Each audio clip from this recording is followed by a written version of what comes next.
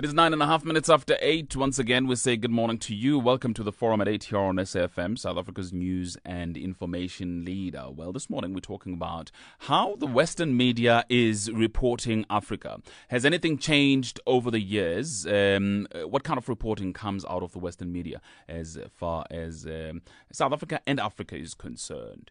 Just to talk to us about this, let me just straight away welcome some of our guests on the line, starting with Andrew England. He's the Southern African Bureau Chief at the Financial Times. He's on the line for us from London this morning. Andrew, hello. Hi, good morning. How are you? I'm very well. Thanks indeed for your time, Andrew. Let me also welcome David Smith. David Smith is the Guardian's Africa correspondent. David Smith, hello. Hello, good morning. Are you well? Fine, thank you.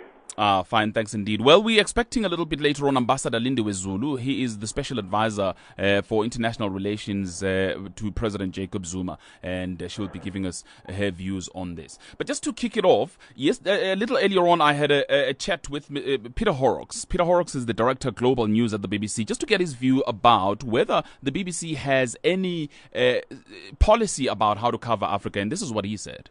We don't have a policy. We don't say we're going to tell a good story or a bad story, a negative story or a positive story. We say we want to reflect Africa in all its aspects.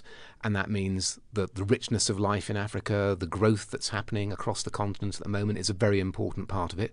But of course, there are problems across Africa as there are across any continent. And it's our job to reflect that range, and that's what we attempt to do. Now, we know we don't always get it right, and we're very open to discussion about it. So whenever I travel in Africa, I know that African journalists, African academics are always asking this question about how is Africa portrayed to the rest of the world, and that's why I'm very keen to be here talking about it. But Africans and academics in particular are always complaining that networks such as the BBC are portraying Africa in a negative light, and that is part of the history. It has always been like that, and that these networks are battling to change the way they cover Africa. We're certainly very committed to broadening and deepening our coverage of Africa, and in the last year the BBC's made some really significant changes to the way that it covers Africa.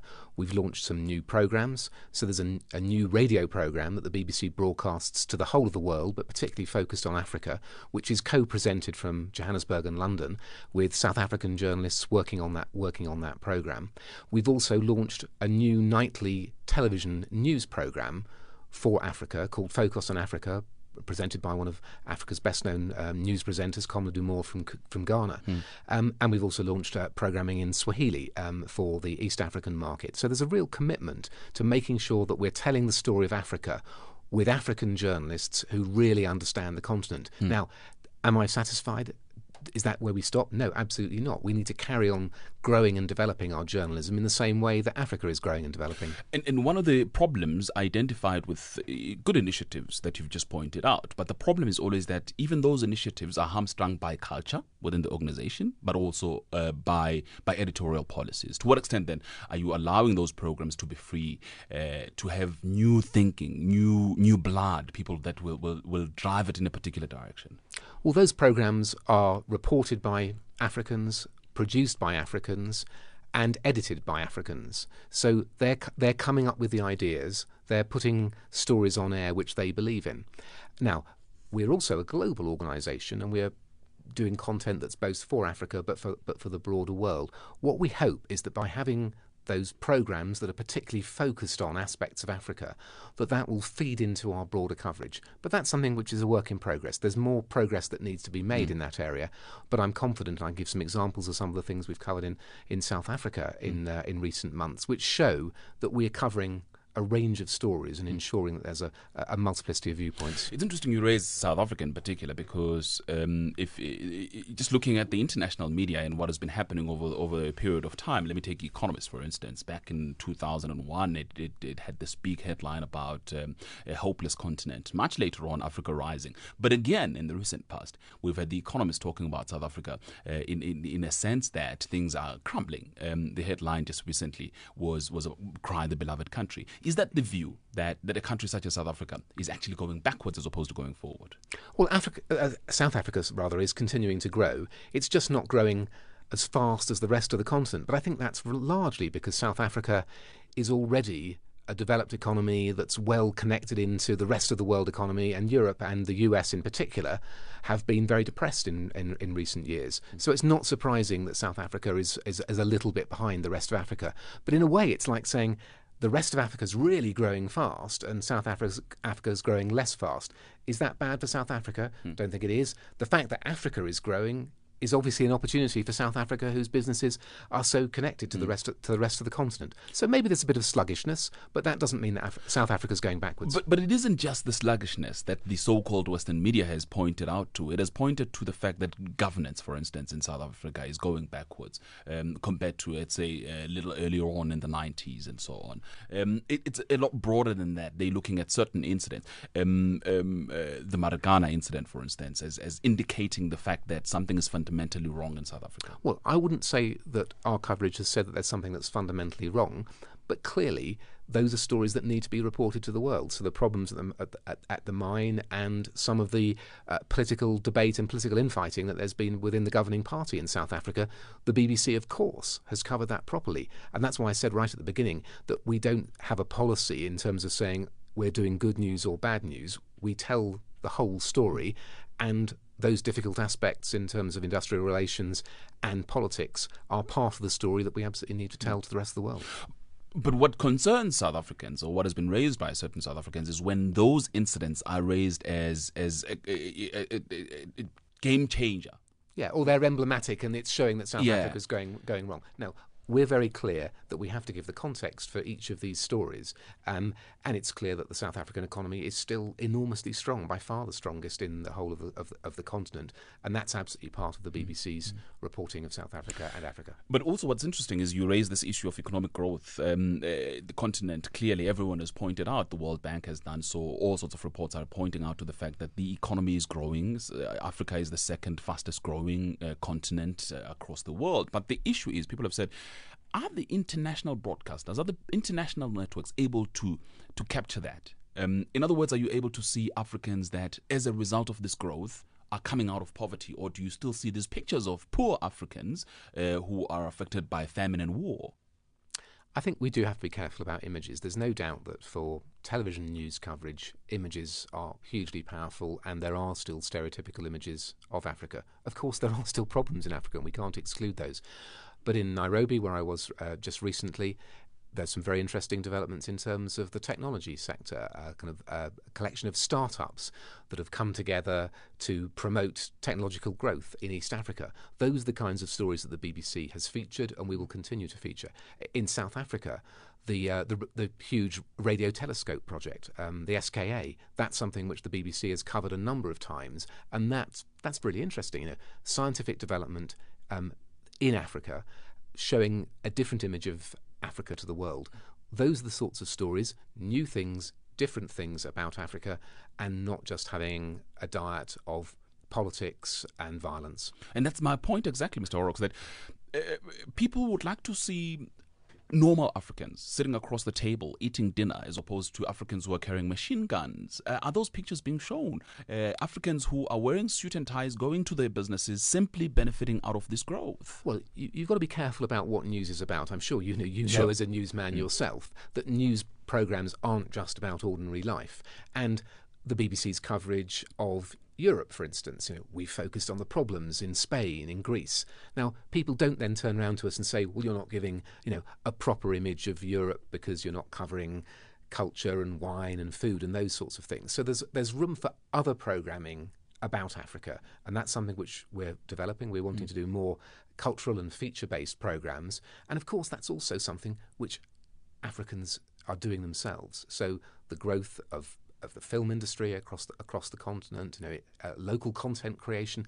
It's incredibly important that Africans' stories about Africa are being told, and of course that's then something which an international broadcaster like the BBC can pick up. It's not our job to do that story or it's our job to cover it, but we're looking to see what's happening in Africa, and when there are interesting and powerful stories, we will tell those stories to the world. Peter Horrocks, Director of Global News at the BBC, talking to me earlier. Let me bring you in on this one, Andrew. And by the way, before I do so, let me welcome Simon Barber, who's the Country Manager for Brand SA based in DC. Simon, hello. Good morning. Thank you. I'll be with you in a minute, Simon. Andrew, I spoke to Peter Horrocks about stories or incidents being used as game changers. And last week I came across one of your story, which was headlined "South Africa, a Faded Rainbow." It talks about the industrial disputes in the mines, and it seems to suggest that is a game changer. Is that a fair reflection of what is happening in South Africa, in your view? Well, I don't think the article says it's a game changer. I think the article says Marikana raised a lot of concerns in South Africa about social issues and economic issues. And I don't think it's just the foreign media that looked at Marikana that way. I think there was a lot of introspection across the country. I mean, obviously seeing 34 people shot by police and then the spread of the unrest. We had the truck drivers' strike, which happened around it. This year we've seen the farm workers' strike in the Western Cape. We've seen the riots in Sasolburg. And so, the idea is to try and look at those events and say, what do they mean? I don't think that's just a foreign media issue. I think that's a South African issue, and I think South Africans in and outside the media were asking the same questions. But interestingly, President Jacob Zuma was abroad just trying to address the same thing. He says, industrial disputes are seen all over the world, but here they seem to be illuminated in South Africa. Isn't that a fair comment? Well, industrial disputes are seen all over the world, but I think if you look at Marikana, you had at least 50 deaths. Give me a similar example of that, and it's we would be remiss if we weren't looking at that and saying, what does it tell us? I mean, I'd spent 50 minutes interviewing President Zuma, 2 or 3 weeks ago, and we talked about this, and his attitude was, it's the company's fault, but that's his perspective. But as journalists, as observers of what's happening in this country, and just to point out, I am actually based here, I'm not based in London. Yeah. We have to look at these issues and say, what do they mean? And there was, if you look from that August 16th shooting, there was reams and reams of introspection in the country from commentators, from people within the ANC, outside the ANC, in government, outside government, saying, what does this tell us about our country? And I think that's all we were doing, exactly the same thing. That's South Africa, but what about the continent itself? And I mentioned this question to Peter Horrocks about the growth of the economy in Africa. And some Africans and analysts are complaining that when the Western media reports on this growth, it says, well, Africa is the second fastest growing economy in the world, but there's always a but, as opposed to just looking at that and saying, well, this is it. And there are always these conditions about, is it sustainable? It is also coming from a low base and those kind of things. What do you think about that? Well, I mean, as the FT, we are essentially a business paper. We look at this story happening in Africa, and we're very interested in it because a lot of our readers are looking at business opportunities. So we look at it from a positive perspective. But here's my but. I'll give you the but. It's a continent of 54 countries. It's incredibly diverse. You've got Djibouti in the east. You've got Cote d'Ivoire in the west.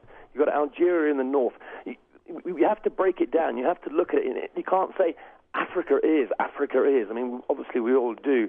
So we try to actually just look at it in a bit more detail. I mean, we can talk about Southern Sudan. Someone told me that the growth this year is going to be 65% GDP growth. And that's because oil was turned off last year and it's turned on this year, and oil is at 90% of the revenue of the government. So does that really mean that it's an economy taking off, or does it show you the unique dynamics of a particular country? We could look at Zambia. Zambia is growing at 7%, 6-7% for the last decade. But, 40-50% of the population live below the poverty line. So we have to be very careful about how we analyze this growth and what it actually means to each individual country. And David, that's when I bring you in then, on the point raised by Andrew of reporting Africa as Africa is. 54 countries, separate them. What happens in Zimbabwe does not necessarily happen in South Africa. What happens in Botswana does not happen in Egypt or Ethiopia and elsewhere. That's right. I mean, very difficult to generalize, although always tempting. And, Africa is used as a shorthand to make all sorts of points. And, for every economic success story, you also have a Mali that has a coup, or a Democratic Republic of the Congo that still has a rebellion in the east and myriad difficulties. I think, the argument that the Western media is relentlessly negative about Africa and portrays it only as a place of war and famine and misery is now becoming quite an old argument. It was certainly true once, but it's an issue that there's been a great deal of awareness of and a pushback against. And I've written many articles about the growing African middle class, and as Peter Horrocks was mentioning, the tech sector boom in Kenya. A few weeks ago I wrote about the comedy scene in South Africa, how stand-up comedians are very popular. Many other sort of cultural stories, positive stories, and I've lost count of how many conferences I've gone to where those Economist magazine covers are presented, and there's a very sort of upbeat and positive message about economic growth. I have to say, almost now to the extent that some of us are beginning to question, is the pendulum swinging too far the other way? Is there what might almost be called an optimism industry, where everybody is so desperate to be positive all the time that some of the problems are not getting the attention they deserve? And just one example, the headline figures of booming economic growth are, of course, very impressive, but many of them mask growing inequalities. These growth figures are not necessarily shared growth figures. They're not necessarily benefiting the wider population. I think, as ever, as media, we have to show critical thinking and a degree of skepticism. Very interesting. I'm sorry to interrupt you there, because I find it quite interesting, David, that you talk about this optimism industry. And let me bring into this conversation Ambassador Lindiwe Zulu, who is the head of the ANC's NEC Subcommittee on Communications and also President Zuma's international advisor. Do you think that there is this positivity now? Everyone wants to be positive at the expense, perhaps, of some truths. Well, I think that there's got to be an understanding that we live in a world where the different ideas are thrown all over the place, and that there's a battle of ideas in general.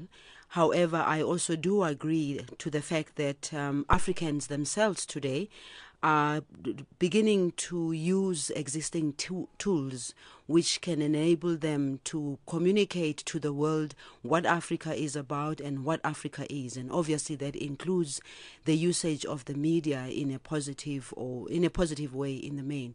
But also at the same time, it just depends on the media itself and the people that are owning the media and the people that are working in the media.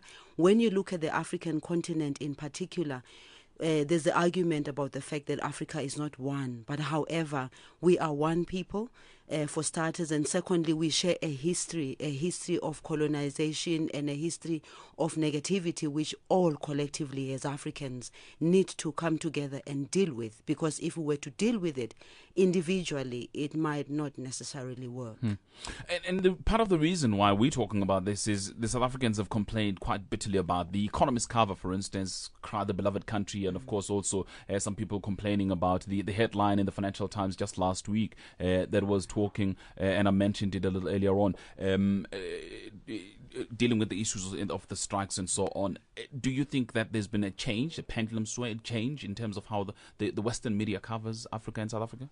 There's a change, there's no change. I mean, it just depends also on what is happening in Europe and other Western countries, because there are times when one feels like they're diverting from themselves and focusing on Africa in a very negative way. In fact, if you travel and you find yourself in New York or in Belgium or in any of those countries, when you turn on the TV and you read the news in the morning, you think they're talking about a different Africa than the one that you're coming from. Why?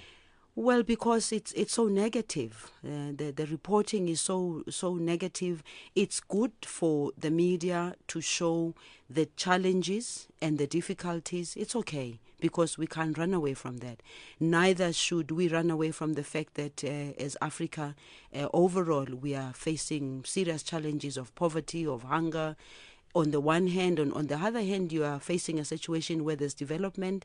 There are some people who are beginning to live a much, much better life. But when you juxtapose that to against the people who are really living in poverty and in difficult conditions, is there. But however, Africa is not different in as far as its people from the rest of the world. Simon, the rest of the world also finds itself in those kind of challenges. Simon Baba, is that what you live with? You wake up and being bombarded with negative news out of Africa? I don't feel that. I think that that was probably the case 10 years ago, but I think nowadays we get a much more a steady stream. I mean, of both good and bad. I think, as the journalists on the show have said, there's been there's a lot of optimism now about the continent. There's investors are interested in it, and there's a growth story there. And so I'm not seeing this endless negativity. I would like to make a point about a lot of the coverage. There is right now a great deal of coverage of South Africa and the U.S. more than normal because of the Pistorius case. Mm-hmm. And a lot of things have been dumped on the Pistorius case about the nation to being in crisis. And that's pretty disturbing. It's a disturbing narrative, and it perhaps goes too far on the negative side.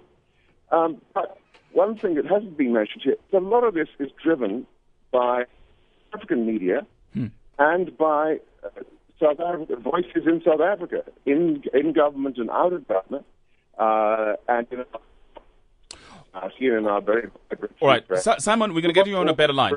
Sorry. Issues about the country. Simon is making a lot of very important points. We're going to get you on a better line, but just to, I suppose, back up the point that is just made. There's an SMS that's come through here from Simpiwe in Bolweni in KZN, who says, I believe with regard to Western media reporting on South Africa, they take their cue from the South African media, which are extremely negative towards this country and tend to ignore anything positive that is going on. Unless that changes, you cannot expect otherwise from the Western media. That's Simpiwe in Bolweni in KZN. Those are just some of the views. Let me quickly hear from Hassan before I take the headlines. Hassan, good morning. There is still a sense that, in this whole discussion, there's no points about interests. You look at it, when the British Prime Minister goes to India, the news changes.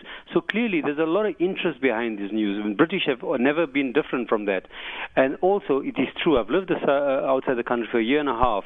If it bleeds, it still leads, because Africa is still those assumptions of barbarity. But what can you expect when the news items are so short? The sound bites are really short, and there's no discussion about the context, colonialism and stuff like that. There's never a sense. It's just this idea these are sporadic events that are happening, and people have to understand them so far away. So clearly there are fundamental problems. There's no diversity. We don't get Telesur, Press TV in those countries. The Iranian one is blocked. Right. So quite clearly we need to scan a wide range of news to get the sense of what BBC and CNN are trying to tell us. All right. Thank you very much. Hassan is in Johannesburg. Let me take the news headlines, but I'm going to come back and ask my guest to respond. By the way, you can give me a call, 0891 104 208, 0891 104 208. Hello, Vabakshni.